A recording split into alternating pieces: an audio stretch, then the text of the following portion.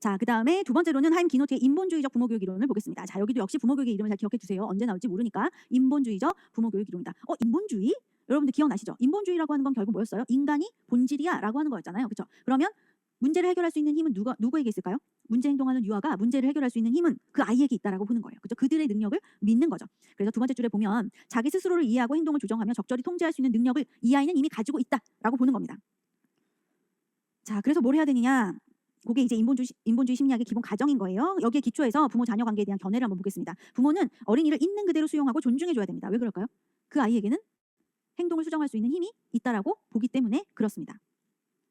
자, 그리고 부모가 해줘야 될 것은 뭐냐면 그 아이가 이미 능력이 있는 아이이기 때문에 뭐 해야 된다. 유아들이 하는 이야기를 잘 들어주기만 해도 잘 들어주면 아이들은 어떻게 한다. 스스로 문제를 해결할 수 있다라고 보는 거죠. 여러분들도 친구들 연애 상담 같은 거 할 때 어떻게 해요? 친구들이 잘 들어주면 스스로 문제를 해결하고 가요. 저의 답을 필요로 하지 않아 실제적으로. 자, 이런 것처럼 그 아이의 능력을 믿고 그 아이의 이야기를 잘 들어주면 그렇게 들어주고 대화를 나누면 3번 가로 3번에 보면 두 번째 줄에 어린이의 입장에서 느낌이나 생각을 대화로 나눌 때 부모 자녀의 관계는 원만해진다. 즉 원만한 관계 또 문제 행동이 없는 관계가 된다는 거죠. 자, 그래서 이렇게 정리합니다. 자녀는 스스로 행동을 조절할 수 있는 능력이 있는 존재라고 보고 그러면 우리는 어떻게 해야 되느냐. 자녀를 있는 그대로 수용하고 존중하고 공감하고 대화, 이야기를 들어주고 그 다음에 나도 거기에 대해서 이야기를 해주고 하는 이런 방법으로 아이들을 스스로 문제를 해결할 수 있도록 할 수 있다. 자녀 양육의 원리를 포교육의 형태는 다 이게 그룹토예요. 아까도 민주적 드라이거스의 이론도 그룹토였죠. 기노트도 그룹토예요. 자, 자녀 양육의 원리를 보면 아이들을 존중하는 태도를 가져야 되잖아요. 그래서 2번에 보면 가로 2번에 보면 칭찬이나 긍정적인 강화를 과용하지 말고 그다음에 인신적이고 도덕적인 평가도 하지 말고 마지막 줄에 노력한 만큼 수행에 알맞은 사실에 근거한 칭찬을 해야 된다라고 이야기합니다. 자, 그 아이의 이야기를 잘 듣고 그 아이에게 칭찬이나 격려를 해줘야 되는데 너무 무분별하게 칭찬을 하지 말아라라고 하는 거. 그래서 칭찬은 고래도 춤추게 한다고 해가지고 저희들이 칭찬병에 걸려 있었잖아요. 잘했다 잘했다. 과하다는 거지 실제적으로. 무모한 칭찬을 많이 한다는 거예요. 자, 그런데 실제로 칭찬은 반드시 어떻게 이루어져야 된다? 사실에 근거해서 이루어져야 된다. 이건 칭찬의 규칙이에요. 이거는 상식으로 알아두세요. 이건 시험에 그냥 나온다고 해도 누가 뭐라고 할 수가 없어. 이건 상식이거든요. 칭찬은 반드시 뭐에 근거해서? 사실에 근거해서 칭찬을 해야 된다. 노력한 만큼. 즉 발전한 만큼 칭찬을 해야 되는 거지 무조건 칭찬을 해서는 안 된다. 그래서 어머님들 왜 유치원 상담 다녀오시면 그러잖아. 우리 뭐 이렇게 했더라고. 이렇게 얘기하면 아유 유치원 선생님들 다 그러지 뭐. 맨날 칭찬 다 잘한대지 뭐 이런 얘기야. 우리 그렇게 신뢰감이 좀 없어졌나요? 자, 이런 거랑 우리의 칭찬이 얼마나 힘이 큰데 실제적으로 우리가 아이들한테 어떤 말을 해주느냐에 따라서 그 아이들 삶이 달라질 수도 있는 건데 그래서 이런 부분들을 한번 생각해봐라라고 하는 거죠.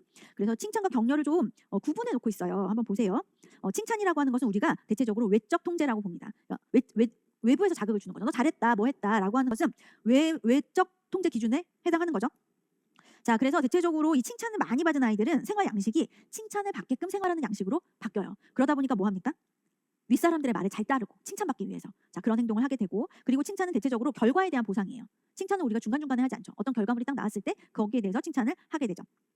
자, 그리고 마지막에 보면 이제 가장 안 좋은 칭찬 중에 하나 이게 일반적인 표현. 선생님 나 이거 그림 그렸어요. 잘했네. 뭘 잘했다고? 어제보다 뭐가 더 나아졌다고. 노력하고 수행한 만큼 칭찬해줘야 되는데 그냥 일반적으로 잘했네. 예쁘다. 이런 거. 그 다음에 과장된 표현. 어머 너무 예쁘다. 자, 이런 것들. 자, 이런 칭찬의 힘이 떨어지게 되는 거죠. 반면에 격려라고 하는 것은 우리가 누구에게 격려를 한다라고 하는 것은 내가 그 사람을 평가하는 것이 아니라 그 사람이 더 잘할 수 있도록 해주는 거죠. 격려라는 건. 그 사람이 더 잘할 수 있도록 내적으로 자기 자신을 조금 더 독려할 수 있도록 해주는 게 격려죠. 그러다 보니까 사람들이 어떻게 됩니까? 남의 평가를 받으려고 하는 것이 아니라 내가 스스로 성장하기 위해서 노력하는 생활 양식을 가지게 되는 거예요. 자, 그리고 격려의 대표적인 예가 밑에 나오는 것처럼 구체적인 사실 변화를 언급하는 것이 격려다. 그래서 너 작년에는 예를 들어 뭐 재수한 아이가 있다. 그러면 작년에는 이렇게 생활했는데 올해 이렇게 생활 더 부지런히 생각하고 더 많이 노력했더니 올해 또 더 좋은 결과가 있었네. 이런 거는 칭찬이라기보다는 우리가 격려라고 한다는 거죠. 너의 노력이 정말 가상하구나라고 하는 거. 자, 이런 격려를 받으면 그 아이는 앞으로 어떻게 될까요? 앞으로 더 성장하기 위해서 노력한다는 거죠. 내가 이렇게 노력했을 때 긍정적인 피드백을 받는구나 라고 하는 걸 알게 되면 더 노력하려고 하는 성장하려고 하는 동기를 가지게 된다는 거예요. 그래서 칭찬과 격려가 조금 차이가 있다라고 하는 것 정도 우리가 생각을 해두면 좋겠죠.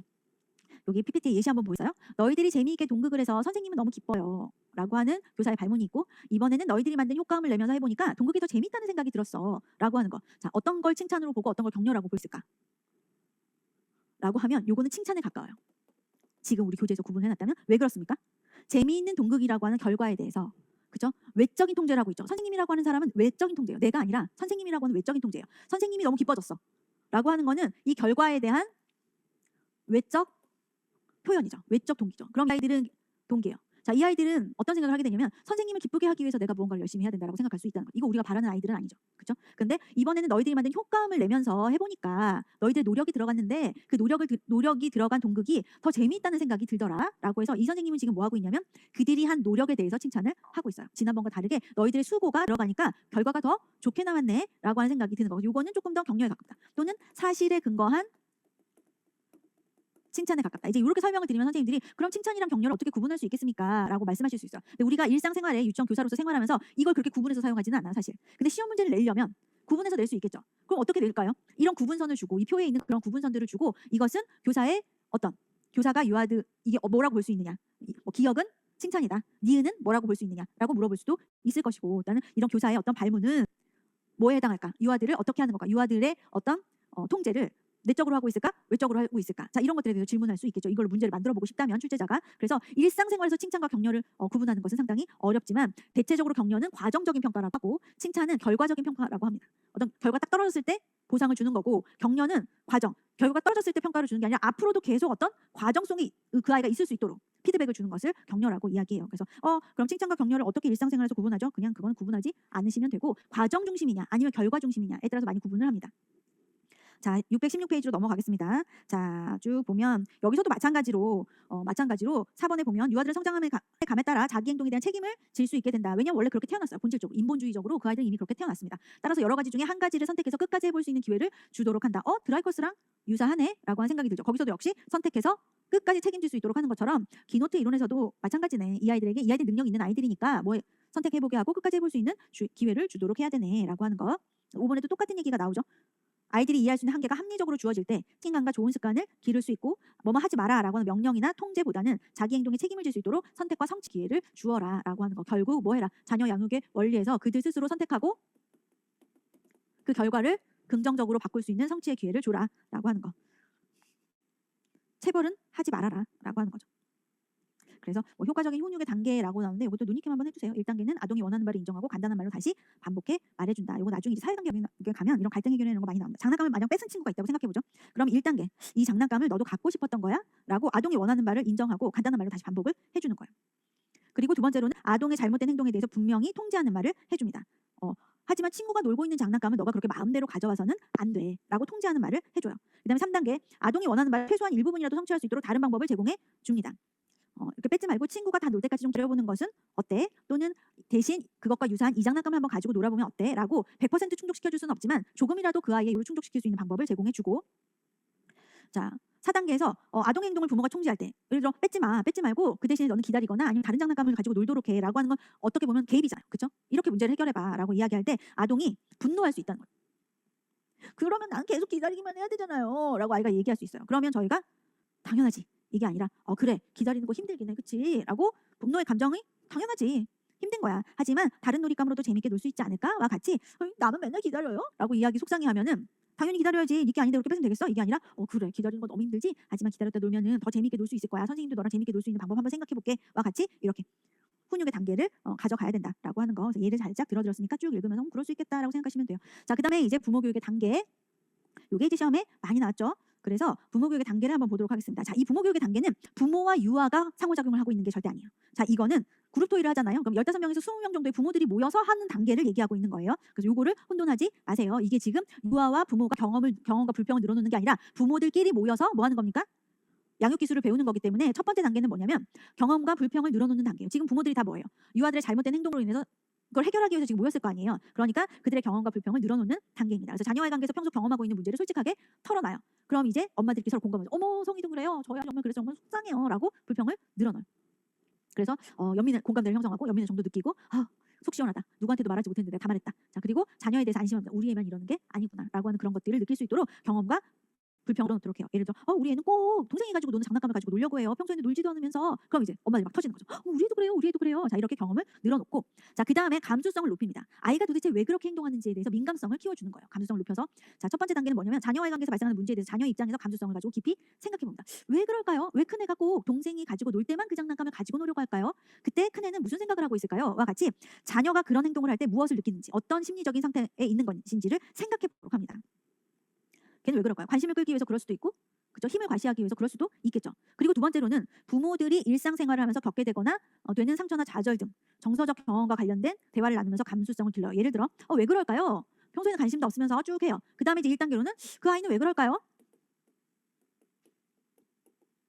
질투가 났나 보죠. 질투죠. 막 이렇게 얘기가 나왔어요. 자, 그러면 두 번째 단계. 어머니는 질투가 날 때 어떻게 하세요? 질투라고 하는 그런 부정적인 감정이 올라왔을 때 어떻게 하세요? 이렇게 하면서 뭐 하는 거예요? 그 아이가 왜 그런 행동을 했는지에 대해서 감수성, 민감성을 높여주는 거예요. 그리고 나서는 뭐 합니까? 3단계로는 역할놀이를 해요. 부모 역할을 바꾸기도 하고 우리가 우리 큰애 역할을 하기도 하고 엄마 역할을 서로 역할을 바꿔가면서 역할놀이를 하면서 이때 이 아이의 마음이 이랬구나. 얘가 왜 이런 행동을 하는구나. 라고 하는 것을 깨닫도록 하는 게 감수성을 높이는 단계예요. 자, 그다음에 이제 우리 아이가 원래 질투가 나서 그랬나 봐요. 제가 요즘에 항상 큰아이 데리고 밤에 자기 전에 그림책 읽어줬었는데 요즘에 작은 애 막 밤에 잠을 못 자가지고 못 읽어줬었거든요. 등등과 같이 이제 그런 것들을 깨닫게 했어요. 역할놀이도 막 3단계로 역할놀이도 해요. 이제 이걸 통해서 뭐 하게 됐습니까? 큰애의 마음을 이해하게 됐어요. 그럼 그럴 때 어떤 양육 기법을 사용해야 되는지에 대해서 개념을 형성합니다. 이런 양육 기법을 한번 사용해 보세요라고 하는 개념 형성 단계로 들어가요. 그래서 자녀의 문제 행동을 다루는데 실패한 원인을 깨닫고 자기 평가를 통해서 올바른 양육 기법을 개념화합니다. 저는 꼭 작은 아이 기저귀 갈아주고 우유 먹이고 난 다음에 큰애를 한번 꼭 안아줘야겠어요. 와 같이 자기 나름대로 이것을 해결할 수 있는 양육 기법을 개념화하는 단계, 개념 형성 단계고 그러면 그 다음에는 뭐 해야 되겠습니까? 선택했잖아요. 제가 우리 아이 작은 애 우유 먹이고 난 다음에는 꼭 섭섭하지 않게 큰 아이 한번 꼭 안아줄래요. 라고 했으면 집에 가서 해보는 거예요. 기술을 익히기. 집에 해보고 그 다음에 뭐 합니까? 와서 다시 토의해보고 하는 단계가 바로 기술 익히기 단계가 되겠습니다. 어렵지 않죠. 이게 부모와 자녀 간의 관계에서 일어나는 상호작용이라고 생각하면은 이해가 안 가요.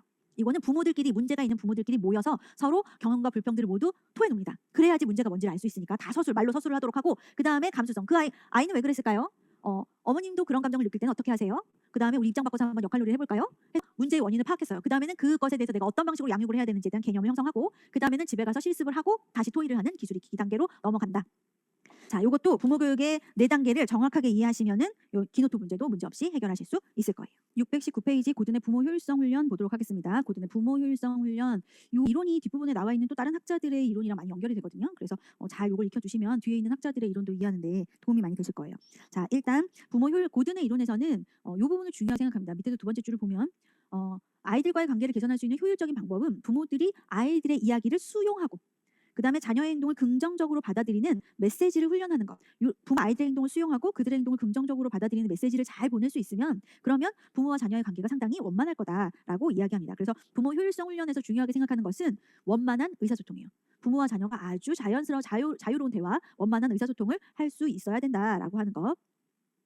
자, 그래서 부모와 자녀의 견해를 보시면 PPT로 정리를 한번 할까요? 부모 자녀 갈등의 원인은 장애 요인적 언어 표현 때문이다라고 하는 것. 즉 부모와 자녀가 의사소통을 하는데 장애가 되는 요인이 있다는 거예요. 그 장애 요인을 빼고 나면 아주 원만한 의사소통이 이루어질 수 있다라고 해서 고든의 이론에서는 요거 뭔가 부모들의 언어나 유아들의 언어나 부모들의 언어가 뭔가 방해하는 요인을 가지고 있어. 원만한 의사소통을 하는 데 있어서 그런 부분을 얘기하고 있어요. 그래서 거기 길라잡이에 보면 부모들이 장애 요인적 언어 표현을 하는 이유라고 나오죠. 이런 장애 요인이 왜 생기느냐라고 하는 거죠.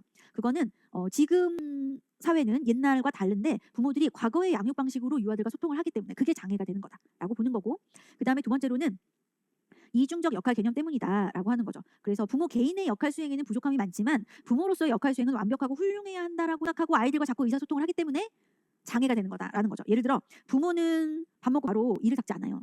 그런데 자녀에게는 밥 먹고 바로 이를 닦으라고 해요. 자, 이게 이중적 역할 개념이라는 거. 나는 그러지 않는데 아이에게는 내가 잘해야 돼. 아이는 잘 클 수 있도록 해줘야 돼. 라고 하는 것 때문에 의사소통을 하다 보면 의사소통에 장애 요인이 발생하게 된다라고 하는 거. 그 다음에 세 번째로는 나는 어른이고 너는 아이야 라고 하는 성인 중심적 인간관을 가지고 있기 때문에 그렇다는 거죠. 이게 수직적 관계가 아니라 누가 얘기했던 것처럼 기노트나 또는 드라이커스가 얘기했던 것처럼 수평적이고 각자 다 능력이 있는 사람인데 아이를 그런 존재로 인정해주지 않기 때문에 뭐가 발생하는 거다? 의사소통의 장애 요인이 발생하는 거다라고 보는 겁니다. 그래서 결국에는 이 사람의 얘기는 뭡니까? 부모들이 자녀와 의사소통하는데 저런 장애 요인들을 없애줘야 된다. 그래야지만 원만한 의사소통을 할 수 있다라고 보는 거죠. 자녀 양육의 원리를 볼게요. 결국에는 이게 원만한 의사소통을 하기 위한 원리라고 볼 수 있어요. 자, 첫 번째로 자녀들과 대화를 나눌 때 뭘 해라? 저희들이 아이들에게 뭔가 부모 입장에서 그 아이들이 지금 잘못된 행동을 하고 있어요. 자, 그럴 때 그 아이들과 어떻게 대화를 할 것이냐 원만하게 이런 문제를 지금 해결하고 싶단 말이에요. 원만한 의사소통 통을 통해서 불편함을 해소하고 싶은 거예요. 이걸 통해서 상호 불편함 또는 상호 문제를 해결하면 부모 자녀 관계에 아무런 문제가 없을 거란 말이죠. 자, 그러기 위해서는 일단 원만한 의사소통을 위한 첫 번째 단계, 부모의 수용성 수준을 파악해라라고 하는 거죠. 자, 부모의 수용성 수준을 파악한다라고 하는 것은 동그라미 1번을 보세요. 자녀의 행동에 대한 부모의 판단은 차이가 있어요. 주관적이라는 거죠. 동일한 행동이지만 문제 행동으로 보는 부모가 있고 정상적인 행동으로 보는 부모가 있어요. 따라서 부모들은 자녀의 행동을 이해하고 수용하는 자신의 인식 수준이 어느 정도인가. 예를 들어 밥을 먹는데 쩝쩝쩝 소리를 내는 사람이 있을 수 있어요. 근데 그걸 신경 쓰지 않는 사람도 있을 수 있고 그 행동이 문제라고 보는 사람이 있을 수 있어요. 그러면 나는 자녀의 행동을 지금 문제라고 보고 있는가 아니면 문제라고 보고 있지 않는가 또는 그걸 내가 적절하게 그 정도는 내가 참을 수 있는가 아니면 난 참을 수 없는가 라고 하는 수용성 수준 파악부터 먼저 해야 된다. 만약 수용할 수 있다면 대화가 필요 없어요. 그냥 수용하면 돼요. 근데 수용할 수 없다. 그럴 경우에는 어떻게 해야 됩니까? 대화를 통해서 그 문제를 해결해야 되는 거죠.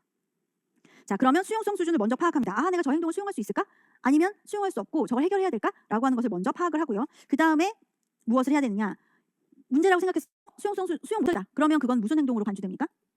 문제 행동으로 간주가 되겠죠. 그러면 이 문제 행동의 소유자가 누구냐? 누구 때문에 지금 이런 문제 상황이 벌어지는 거냐라고 하는 거죠. 이거는 뭐예요? 그게 문제 소유자가 누구다? 자녀일 수도 있고 문제 소유자가 부모일 수도 있다는 거죠. 그래서 거기를 보시면 부모가 문제의 소유자가 되는 경우가 있다는 거죠.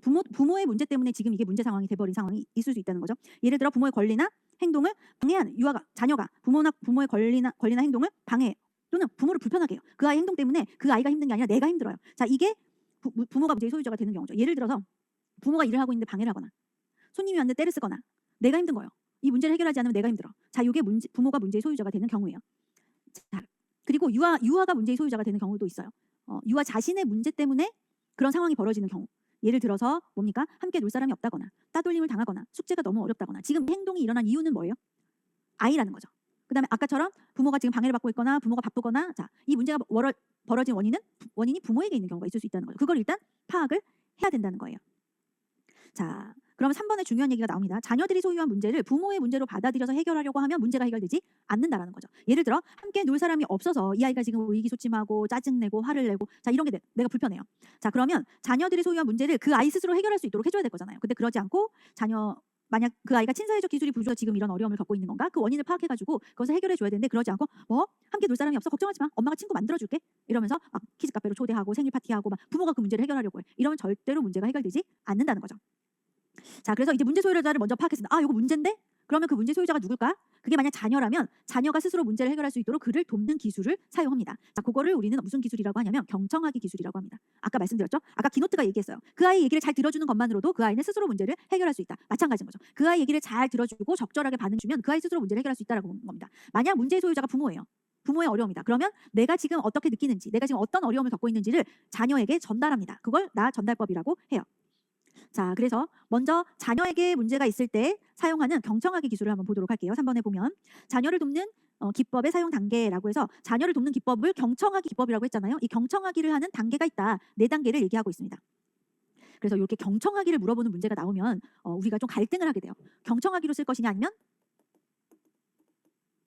적극적 경청을 쓸 것이냐라고 하는 좀 고민을 하게 되거든요. 문제를 이제 풀어보신 분들은 알겠지만 그런데 일단 문제의 소유자가 자녀일 때 자녀를 돕는 기술을 물어보면 일단 경청하기라고 쓰세요. 그 경청하기라고 하는 기술에 4단계가 있는데 마지막 단계가 뭐냐면 적극적인 경청이에요. 그리고 내가 지금 그냥 자녀를 돕는 기술이 뭐예요? 라고 물어보면 경청하기라고 써요. 그리고 지문에 딱 표시를 해놓고 만약 A에 해당하는 기술을 써라 라고 하면 경청하기의 단계가 보일 거예요. 이게 수동적 경청인지 아니면 마지막 단계인 적극적 경청인지가 보일 거예요. 그럴 때에는 적극적 경청을 쓰던 수동적 경청을 쓰던 인식 반응 보이기를 쓰던 요걸 써야 되는 거죠. 그래서 그냥 기법을 쓰시오라고 하면 경청하기라고 쓰고 A에 해당하는 기술을 쓰세요라고 할 때는 직접적으로 물어봐요. 자녀를 돕는 기법이 뭐예요? 라고 물어보면 저희는 경청하기라고 쓰는데 지문을 주고 A에 해당하는 기법이 뭐예요? 라고 물어보면 각각의 단계를 살펴보면서 답을 쓰세요. 용어를 물어보면 용어를 쓰면 되고 그다음에 상황을 주고 이 상황이 경청하기에 어떤 경청하기에 해당하느냐라는 걸 물어볼 수도 있거든요. 그러니 그럴 때는 적극적 경청 또는 수동적 경청이라고 하는 경청하기의 단계를 선택해서 답을 쓰는 것이 좋을 것 같습니다. 일반적으로 유아교육에서 경청하기라고 하면 적극적 경청을 얘기하기는 해요. 그래서 근데 시험 문제 저희가 시험을 푸는 사람의 입장에서는 이거 적극적 경청으로 써야 되나 아니면 그냥 경청하기로 써야 되나 라고 고민이 될 수 있거든요. 그럴 때는 여러분들이 만약 용어를 물어본다. 기술이 뭐예요? 라고 물어보면 그냥 경청하기라고 쓰시고 사례를 주고 사례에 해당하는 기술을 쓰세요. 기법을 쓰세요. 라고 하면 한 번 더 살펴보세요. 이게 경청하기의 단계를 물어보는 것인지를 다시 한번 훑어보고 그 다음에 적절한 답을 쓰면 좋겠어요. 각각의 단계를 볼게요. 첫 번째 단계는 수동적 경청의 단계입니다. 수동 경청은 그냥 듣는 거예요. 조용히 들어주는 겁니다. 그래서 수동적 경청 또는 침묵이라고 되어 있죠. 둘 중에 하나를 쓰면 된다는 얘기인데 그냥 수동적 경청으로 외우세요. 일반적으로 사용하는 용어는 수동적 경청이니까. 자, 그래서 이 아이의 이야기를 들어주는 단계 첫 번째는 일단 그 아이가 계속 말을 하도록 조용히 들어주는 것. 수동적 경청. 자, 그다음에 그냥 침묵만 계속하고 있으면 이야기하는 사람이 재미가 없어요. 내 이야기를 잘 들어주고 있다고 생각하지 않기 때문에 두 번째 단계는 인식 반응을 보여요. 내가 지금 너의 이야기를 잘 듣고 있다라고 하는 표시를 해줍니다. 그래서 인식 반응 보이기에 첫 번째 점의 세 번째 줄을 보면 첫 번째 줄을 다 읽어보시면 좋겠네요. 계속 가만히 듣기만 하는 침묵으로는 유아에게 메시지가 받아들여지지 않았다고 전달되기도 한다는 거죠. 내 얘기 듣고 있어? 맨날 물어보잖아요, 아이들이. 그래서 듣고 있다는 표시를 고개를 끄덕이거나 아니면 소리를 아 그랬구나 라고 소리를 내거나 아니면 그런 비언어적인 방법으로 내가 잘 듣고 있어 라고 하는 표시를 하는 게. 자, 그 다음에는 아이가 이제 얘기거리가 자기가 막 화나서 이야기한 얘기거리가 떨어져요. 그런데 우리는 이 경청하기를 통해서 이 아이가 어떻게 하기를 원해요? 스스로 자신의 문제를 해결하기를 원하기 때문에 실마리를 찾아야 되거든요. 그래서 어떻게 합니까? 계속 말하게끔 격려합니다. 좀 더 말해볼래? 계속해서 더 이야기를 한번 해볼래? 또 질문을 하거나 이러면서 계속 말하게끔 더 많은 정보를 쏟아내게끔 격려를 합니다. 자, 그때 유의사항은 세 번째 점. 판단, 비평, 질책 같은 것들을 하지 않고 그저 인식 반응을 하면서 계속 말하게끔 격려를 해요. 자, 그 다음에 마지막으로 적극적인 경청은 자, 뭐 하는 겁니까? 지금까지 우리가 계속 들었죠? 들은 것에 대한 뭐 해주는 거예요? 피드백을 해주는 단계를 적극적인 경청이라고 이야기합니다. 그래서 두 번째 점을 보면 자녀의 이야기가 의미하는 문제가 무엇인지를 이해하고 유아에게 다시 들려줍니다. 그러면 네가 생각하고 있는 건 이거니? 라고 다시 물어봐요. 자, 이를 통해서 자녀가 자신의 문제를 책임지고 문제 해결 방안을 찾을 수 있도록 도울 수 있습니다. 한번 예를 들어볼까요? 엄마, 나는 함께 놀 사람이 없어. 거기 유아가 자신이 문제 소유자가 되는 경우 첫 번째 얘가 함께 놀 사람이 없으니까 엄마, 친구들이 나랑 안 놀아줘 라고 이야기하면 우리는 뭐 합니까? 계속 그 아이 얘기를 들어주는 거예요. 놀자고 내가 놀자라고 얘기했는데 아무도 내 손 잡지 않았어. 야, 뭐 인형놀이 할 사람 여기 붙어라 했는데 아무도 내 손가락을 잡지 않았어. 자, 이야기하면 아 그래 그랬구나. 그리고 조금 더 이야기해 줄래? 라고 격려해 주죠. 일단 듣고 그다음에 그랬구나. 그래서 어떻게 했어? 이렇게 계속 말하게끔 격려를 해주고 그 다음에 뭐 합니까? 더 이야기해 줄 수 있어? 뭐 이렇게 이야기하면 그래서 내가 걔 등을 쳤는데 걔가 나 친구 때리는 친구는 나쁘다고 했어. 그래서 이제 파악했습니다. 아, 이 녀석이 친구랑 놀고 싶어서 놀고 싶은 욕구 때문에 친구를 때렸구나라고 하는 것까지를 파악해 내는 거죠. 그 다음에 뭐 합니까? 아, 그럼 너는 친구랑 놀고 싶어서 친구를 톡톡 나랑 같이 놀아줄래? 라고 해서 친구의 등을 때린 거였구나. 와 같이 네 마음은 지금 친구를 때리고 싶은 것이 아니라 친구랑 놀고 싶다는 거구나. 라고 하는 것을 다시 반영해 주는 거죠. 그러면 친구랑 놀고 싶은데 방법을 잘 모르겠다는 거구나. 라고 하면 어떻게 하면 좋을까? 친구한테 어떤 말을 하면 친구가 재미있게 놀아줄까? 계속 질문을 하면서 그 아이가 스스로 답을 찾아갈 수 있도록 하는 거죠. 자, 이런 과정을 통해서 유아의 문제를 해결하도록 할 수 있다라고 해서 자녀 이야기를 잘 들어주는 자녀를 돕는 문제의 소유자가 자녀일 때 자녀를 돕는 의사소통의 방법은 무엇입니까? 경청하기입니다. 또 지문을 주면 사례를 잘 보세요라고 말씀드렸고 부모에게 문제가 있을 때 사용하는 전략을 나 전달법이라고 합니다. 나 전달법이 얼마나 문제에 많이 출제되는지 여러분들 출제 경향 분석에서 확인을 해보셨죠? 적어도 이 문제가 나오면 나는 틀리지 말아야 되겠다라고 생각하셔야 돼요. 자, 부모에게 문제가 있을 때는 부모가 어떻게 느끼고 있는지 부모의 생각을 객관적으로 전달하는 나 메시지, 즉 I 메시지라고 하죠. 우리가 나 메시지라고 하는 것은 내가 주어가 되는 메시지예요. 내가 지금 무엇을 느끼고 있고 어떤 것이 불편하고 자 이런 것들 나의 이야기를 하는 것을 나 메시지 또는 나 전달법 또는 I 메시지 다 똑같은 얘기입니다. 자, 요거를 사용해야 됩니다. 자, 그래서 부모들이 대체적으로 이런 나 메시지를 사용하지 않고 뭐 때문에 장애 요인이 생기냐 하면은 문제의 소유자는 부모 자신이 되는데 이런 경우 대부분 문제는 문제 해결 메시지를 줘버린다는 거죠. 나의 감정을 전달하는 게 아니라 그만해, 멈춰, 빨리 준비해 와 같이 문제 해결 메시지를 내거나 또는 무시하는 메시지, 저리 가, 문 닫고 나가 등등과 같이 문제 해결 메시지와 그를 무시하는 메시지를 줄 수 있다는 거죠. 그러면은 원만한 의사소통을 할 수 없다. 어떻게 해야 되냐면 나 전달법의 특징을 한번 보세요. 두 번째 줄에 자녀의 행동을 판단하지 않으면서도 부모의 감정 상태를 전달하는 것을 목적으로 하고 있습니다. 네가 잘못했다는 게 아니라 내가 지금 이것 때문에 힘들다는 거야 라고 하는 거죠.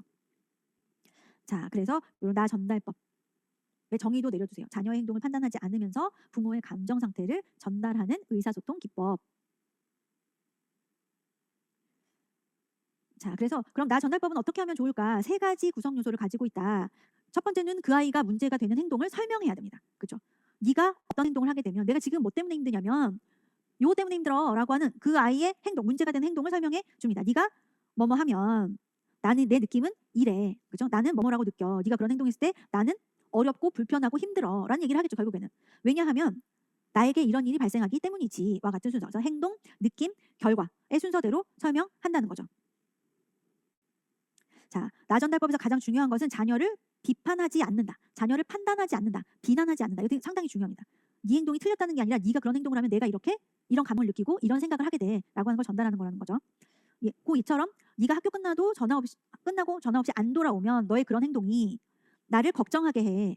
왜냐하면 네가 어디에 있는지 몰랐기 때문이지. 또는 혹시라도 너에게 무슨 일이 생기지 않았을까라는 생각을 하게 되기 때문이지와 같은 순서로 설명을 한다. 그래서 나 전달법은 항상 세 단계가 있어야 되는 것은 아니에요. 순서가 꼭 이 순서여야 되는 것도 아니에요. 하지만 나 전달법에는 행동과 느낌과 결과 서술이 포함되는 것이 좋겠다라고 하는 것. 그래서 이 나 전달법의 목적 뭐냐? 아까 얘기했던 것처럼 아이를 판단하지 않고 부모의 감정을 전달하는 것. 플러스 유아에게 협조를 구하는 태도예요. 나 이렇게 걱정이 되는데 너 어떻게 할래? 라고 하는 거. 자, 그래서 나 전달법의 세 가지 구성 요소, 나 전달법이라고 하는 명칭도 중요하고 그 다음에 나 전달법의 세 가지 구성 요소도 중요합니다. 행동, 그 다음에 느낌, 결과를 포함한 나 전달법을 통해 뭐합니까? 부모의 판단 없이 부모의 감정을 전달해서 뭐합니까? 자녀에게 협조를 구하는 겁니다. 어떻게 좀 네가 해보겠니? 라고 하는 거. 너가 좀 참아주겠니? 문 닫고 나가주겠니? 내가 명령하는 게 아니라 그 아이 스스로 그렇게 할 수 있도록. 자, 그 다음에 나 전달법을 적절하게 사용하기 위한 이유점에서는 솔직하게 표현할 것, 구체적으로 솔직하게 표현할 것, 요 행동과 느낀 결과를 솔직하게, 구체적으로 표현할 것, 판단은 하지 말 것이라고 나오죠. 자, 그 다음에 4번에 중요한 얘기가 나오죠. 감정을 한꺼번에 폭발시켜서는 안 된다. 즉, 아주 차분하게 얘기해야지 막 화가 난 상태로 소리를 지르면서 나 전달법을 하면 소용이 없다는 거죠. 그럼 그 아이는 뭐만 기억해요? 내용을 기억하는 것이 아니라 엄마가 나에게 소리 질렀다는 것만 기억할 수 있으니까. 그래서 용어, 그 다음에 나 전달법의 세 가지 구성 요소 잘 기억해 두시고 그 다음에 판단이 있어야 된다. 이거 상당히 중요한 겁니다. 절대로 판단하지 말고 자신의 감정을 전달해야 된다라고 하는 거. 자, 그 다음에 무승부법이 나오죠. 623페이지에. 요거는 뭐예요? 자녀를 돕는 기술을 적용해 봤는데 효과가 없어요. 그 다음에 나전달법을 사용했는데도 문제가 해결되지 않아요. 그럴 때는 무승부법을 사용한다. 나오죠. 적극적 경청이나 나전달법을 활용하고도 문제가 해결되지 않을 때는 무승부법을 사용한다. 자, 요거는 뭐예요? 일단 똑같은 동등한 위치에서 다시 뭐 하는 겁니까? 문제 해결을 위해서 서로 의사소통을 하는 겁니다. 그래서 세 번째 줄에 보면 양편이 함께 타협하거나 논의해서 문제를 해결할 수 있는 방안을 모색하는 것을 뭐라고 한다? 무승부법이라고 한다. 자, 무승부법의 특징을 보면 이런 거 특징 같은 거 물어볼 수 있으니까 자, 부모자 간의 객관적인 태도로 문제를 토의하면서 해결하는 방법이다. 객관적이고 논리적이고 뭐 이런 방식으로 해결해 나가는 거죠. 무승부법은 서로 존중하고 동등한 입장에서 해야 된다라고 하는 거. 자, 무승부법은 결국에는 또 어디로 갑니까? 드라이커스의 이론처럼 동등한 위치에서 객관적으로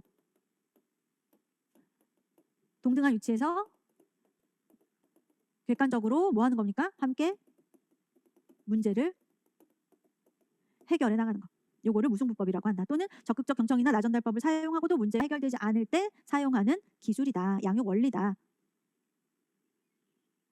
그리고 무승부법의 단계를 기억을 해두세요. 무승부법의 단계도 시험에 나왔습니다. 무승부법. 자, 처음에는 이제 뭘 한다? 갈등을 확인하고 정의를 합니다. 우리가 지금 뭐 때문에 이렇게 갈등하고 있는가라고 하는 것을 확인하고 정의합니다. 즉 문제를 인식하고 문제를 정의하는 그런 단계라고 볼 수 있죠. 예를 들어 막 일을 하고 있는데 아이가 자꾸 방에 들어와서 엄마 언제 끝나? 엄마 놀아줘. 나 엄마랑 같이 놀 거야. 나 배고파. 막 이러면서 계속 칭얼칭얼 대요.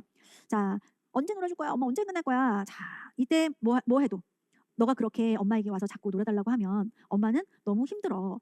이 일을 언제까지 할 수 있을지, 얼만큼 오래 해야 될지 너무 걱정이 되기 때문이야. 라고 얘기했는데도 불구하고 이 아이가 멈추지를 않으면 이제 무승부법으로 들어가야 되겠죠. 자, 갈등 확인을 정리합니다. 너도 놀고 싶고 나도 너랑 놀고 싶은 마음은 같아. 그런데 엄마는 지금 오늘까지 해야 될 일이 있어. 6시까지 엄마는 꼭 보내줘야 되는 서류가 있어. 오늘까지 해야 될 일이 있어. 지금 문제는 그거야. 그냥 놀면 되는데 사실 엄마가 오늘 6시까지 해야 될 일이 있기 때문에 너랑 놀 수가 없는 거야. 라고 하는 문제를 정의하는 거죠. 그 다음에 그럼 어떻게 하면 좋겠니? 가능한 해결책을 탐색하는 거죠. 넌 놀고 싶고 엄마도 이 일 빨리 끝내고 너랑 놀고 싶은데 이거 6시까지 해야 돼. 자, 그럼 어떻게 하면 좋겠니? 근데 엄마는 그때까지 기다리는 게 너무 어려워. 그냥 나랑 놀아주고 난 다음에 하면 안 돼? 자, 이렇게 얘기하고 엄마도 엄마 입장에서 얘기하겠죠. 자, 그러면 엄마는 너랑 그렇게 오래 놀 수는 없어. 그럼 어떻게 할까? 엄마는 30분 정도만 너랑 그럼 놀아줄 수 있을 것 같아. 라고 계속 둘이 협의를 하는 거죠. 자, 그러면 엄마 그러면 나 그림책 2권만 읽어주고 그러면 다시 이래. 와 같이 최상의 해결책을 선택하고 그래 그림책 2권 정도 읽어주는 거는 엄마가 너한테 해주고 난 다음에 일을 해도 6시까지 일을 마칠 수 있을 것 같아. 라고 해결책을 결정하고 결정된 해결책을 실행하죠. 그럼 네가 읽고 싶은 그림책 2가지 가져와서 소파에 앉아있어. 엄마 금방 나갈게. 라고 해서 그림책을 읽어주고 이때 건성건성 읽어주면 안 되죠. 절대로. 협의한 규칙이기 때문에 진심을 다해서 그 아이와 함께 대하면서 30분 동안 그림책을 읽어주고 자, 그럼 이제 엄마 6시까지 일하러 들어간다. 라고 무승부법으로 해결을 하는 거죠. 그래서 이런 단계도 잘 기억하세요. 근데 반성적 사고 단계랑 크게 다르지 않죠. 문제를 인식하고 정의하는 거, 그다음 해결책을 탐색하는 거, 그다음 해결책을 평가해요. 각각 해결책을 여러 가지로 내놨을 거아니에요. 나랑 먼저 놀아주고 그럼 이래. 근데 엄마 너랑 놀아주려면 30분 정도밖에 놀아줄 수 없을 것 같아. 6시까지 일하려면. 그러면 물렁놀이도 못하잖아. 블록놀이 30분 만에 안 끝나잖아. 그러면 그림책 2권 읽어. 와 같이 이렇게 가능한 해결책을 쭉 평가하면서 마지막으로 최선의 해결책을 선택하고 그다음에 그것을 실행하고 평가하고 이 순서는 반성적 사고의 순서가 그렇게 다르지 않습니다. 그래서 이 단계를 잘 기억을 해두시면 될 것 같아요. 자, 고든의 부모 효율성 훈련 이론에서는 619페이지에는 표를 딱 머릿속에 사진처럼 딱 넣어두세요. 첫 번째로는 부모의 수용성 수준을 파악한다. 문제의 소유자를 파악한다. 자녀면 경청하기 기술을 사용하고 부모면 나 전달법을 사용한다. 경청하기를 써도 나 전달법을 사용해도 해결이 되지 않으면 무슨 문법을 사용한다. 무슨 문법의 단계는 다음과 같다. 의 순서대로 정리를 해주시면 좋겠습니다. 자, 그 다음에 629페이지에 에릭 번으로 넘어가도록 하겠습니다.